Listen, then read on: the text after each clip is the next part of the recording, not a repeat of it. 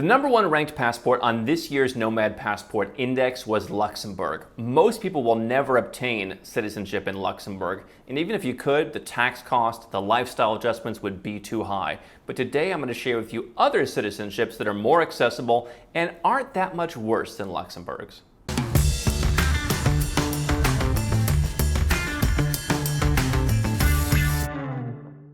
I'm Andrew Henderson. This is Nomad Capitalist, where we've helped everyone from multiple billionaires to celebrities to everyday 7- and 8-figure entrepreneurs and investors like yourself who want to legally go where you're treated best. Now, every year we put out the Nomad Passport Index going back all the way to 2017, and we rank the world's passports based not only on travel freedom, but on tax freedom, ability to hold dual citizenship, the perception of the passport, a number of different factors that I think are important when evaluating citizenship. Now, one thing that we do differently than all the other passport indexes that are out there is we rank where number one is number one, and then number two and number three. We don't do this thing where there's one passport that's number one, and then 8 are ranked second, and then 15 are ranked third. We rank to where if you have in the middle of the pack, you've got the 100th best passport. And I think that a lot of people look at these passport indexes and they say, hey, how do I become a citizen of Luxembourg, which we rank number one, or Finland, or Ireland, or something like that. Now, there are some that are in the top 10, like a Portugal, like an Ireland, that you can obtain, but many of those top tier passports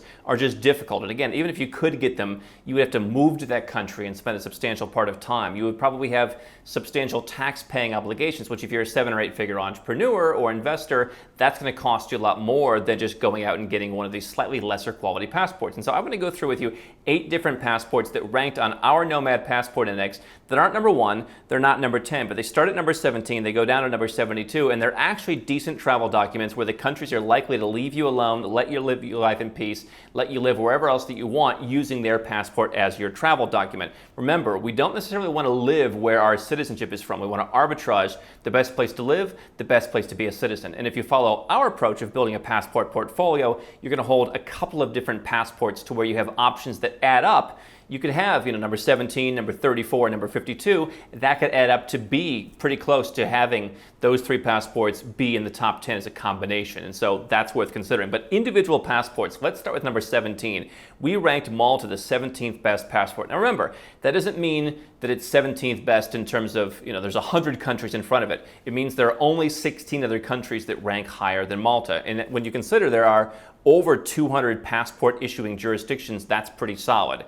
And especially when you consider that the top 10, there's such little difference between them, it's especially solid. Now, Malta has its own citizenship program. In about 18 months, you can go through what's called an exceptional investor program.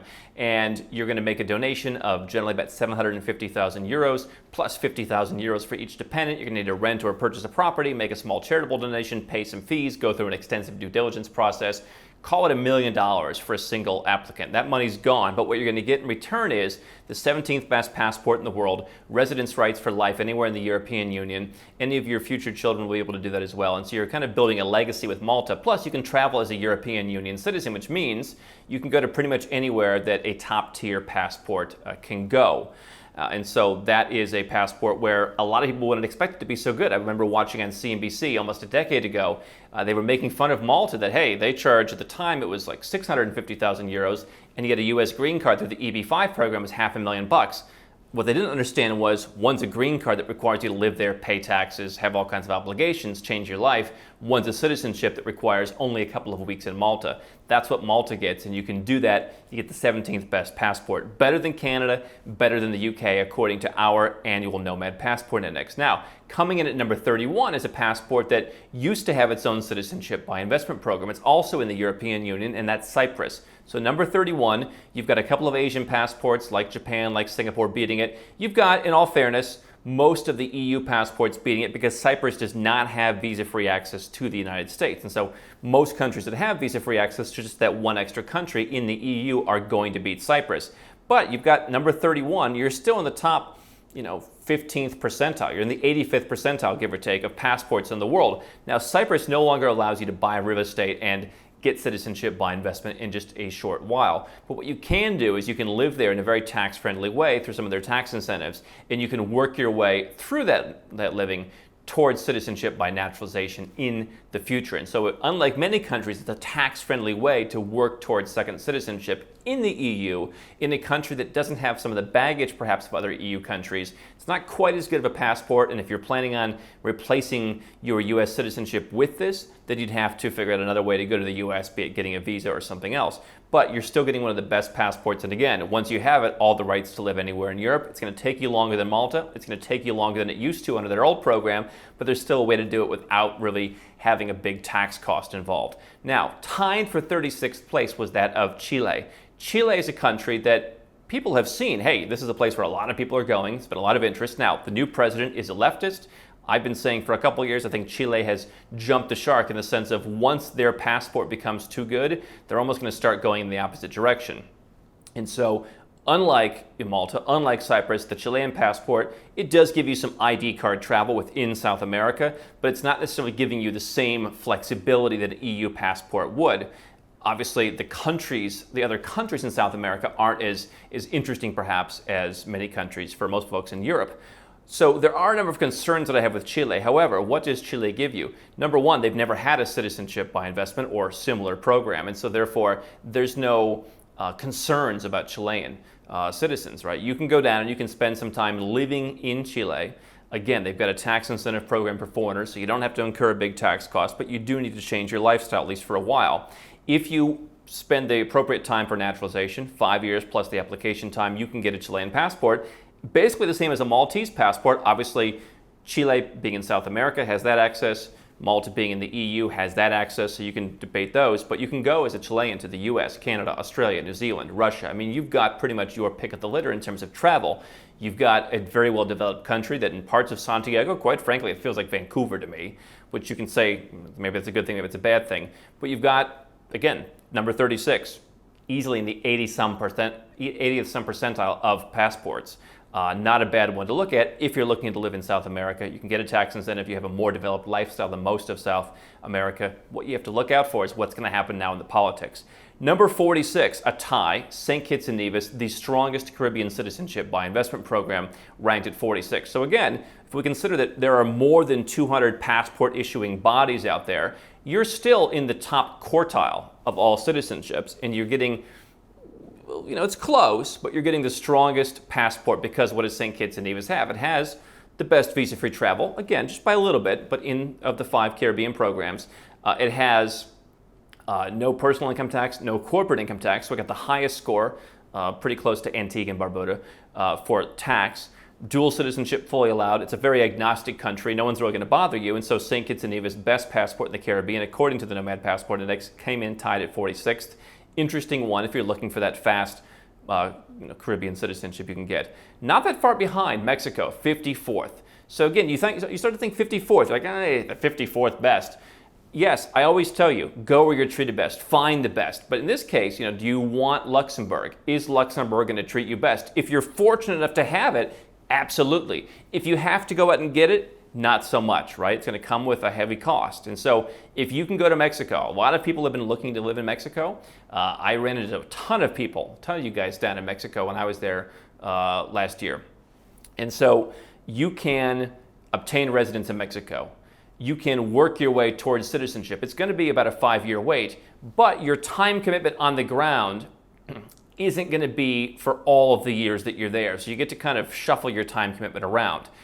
If you eventually put in that time on the ground in Mexico, you can come out the other end with the 54th best passport. Now, you can still go visa-free to Canada, visa-free to New Zealand, visa-free to pretty much everywhere in Europe, to Russia. They just recently got the UAE. Of course, Latin America. If that's important to you, you're wide open. You're not going to get that from a passport in the Caribbean necessarily. St. Kitts gives you the best shot. Chile gives you a pretty good shot. But among most passports, you're going to have some holes in Latin America. And so if you want that access to Latin America, it's going to help you. Now, you're going to have to learn some Spanish to become a Mexican citizen. But all things being considered, yes, there are 53 countries with better passports than Mexico.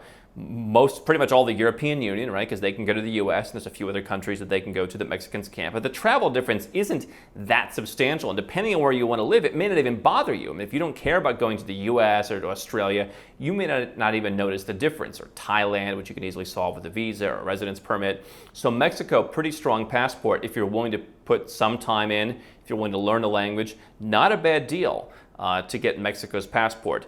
Just below Mexico, Uruguay, number 56. Spent some time there, definitely a place where you're going to need to spend some time. I have had an ongoing low-key debate with people on the internet for 5 years now about how difficult it is to become naturalized as an Uruguayan citizen.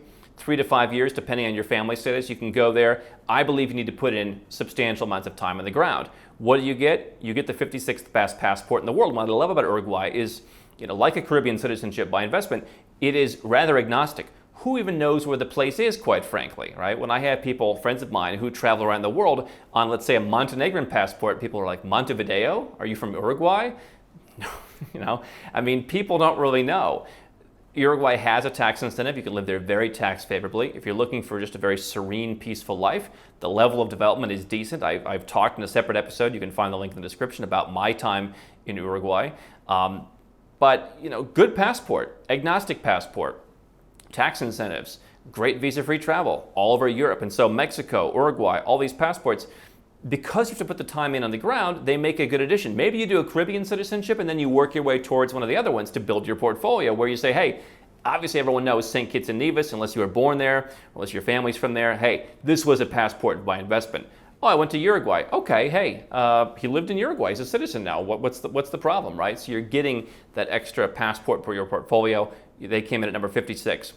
One of the fastest growing improved passports that I've been talking about for the last 5 years is where we have a substantial presence in our company, and that's Serbia. It came in at 71st. So now we're in the top, third of all passports, okay? Still not terrible, because if you look at Serbia's passport, where can you go? Everywhere in Europe, except for the UK and Ireland. Eastern European countries generally have a hard time with UK and Ireland, but they can go everywhere else. Okay, certainly within the Balkans, certainly within Central Asia, Russia. They have China. If you do business in China, that can be valuable. Decent coverage in Asia, decent coverage in Latin America. So especially if you're in the Eurasia region, you're very well covered with a Serbian passport. Now, not that easy to get. If you want a chance to get it, need some language skills, need to put in some serious time on the ground for most people. But one of the most improved passports, they have put together visa waiver agreements with, so many different just kind of weird countries that you wouldn't expect. Two small countries on opposite sides of the world to be negotiating. They have been one of the most aggressive countries in negotiating visa-free travel to small countries that most countries of their stature doesn't.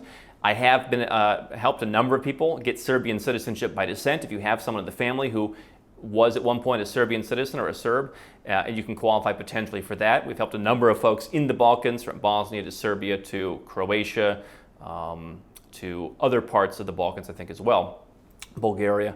So if you can get your hands on that by descent, if you can get your hands on it by living there and putting in substantial time, there are some potential tax benefits in Serbia, despite the headline tax rates being higher. That could be an interesting one. It's going to be harder to get, but for some people who can get that one, not a bad passport at all. And it's certainly been one of the freer countries, according to many people that I'm talking to. And I feel that as well when I'm there. Right behind Serbia, Honduras. This is the last hidden gem passport. I've always said Central American passports are much better than people expect, right? And I've always told the story about how, a guy came over to my house, multiple stories like this, but, a guy came over, he's Nicaraguan, he says, oh, our passport's terrible. Why? One reason, he wants to go to the US and he needs a visa, and it's harder to get a visa as a Nicaraguan. But yet, you can go to pretty much everywhere someone with a Caribbean citizenship goes down. Now, you can see St. Kitts and Nevis, the best Caribbean citizenship by investment, 46, Honduras, 72. There is a difference there, for sure. You see some of the other Caribbean citizenships are in the 50s somewhere, so there is a little bit of a difference. The challenge is, Honduras, maybe the perception's a little bit different.